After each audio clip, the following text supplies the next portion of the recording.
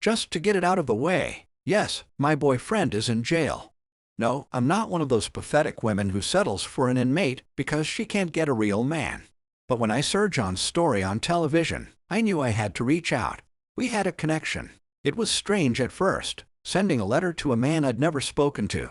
But we started with introductions. I told him about myself and my family, and he did the same, and eventually we developed a relationship. We even realized that we'd met once before, though we never spoke at the time. Soon I began looking forward to his letters, opening each one with the excitement of a child at Christmas. In his letters, he told me his story, how he grew up in a middle-class family, went to college on a partial scholarship, and studied marketing, got a sales job that let him travel the country. Coincidentally, you may remember from the popular podcast that that's how the police scarred him. The bodies of the girls were found in locations that lined up with places he'd traveled for work. That, and accounts of witnesses who saw them together, were enough for the jury to convict. But he swears he didn't kill those girls, and I believe him. I know how that sounds, but he's not the type of person who would hurt anyone. In his letters, he opened up to me, and I saw his beautiful soul. He told me how amazing it was that he found a kind, beautiful girl who could see through the news reports to who he really was.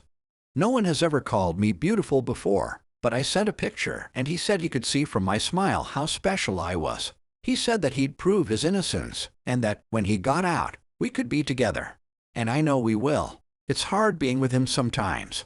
My friends say the right things, but I can feel them judging me. What kind of person would give up everything for a long-distance relationship with a man who likely won't get out of prison for decades? What kind of life is that? But they don't understand. John is an amazing man. Oh, he's handsome, smart, and funny. He remembers my birthday and asks about my family. He's the kind of man women throw themselves at.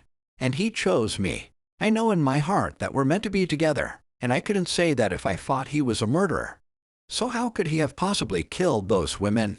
It's not like they could die twice.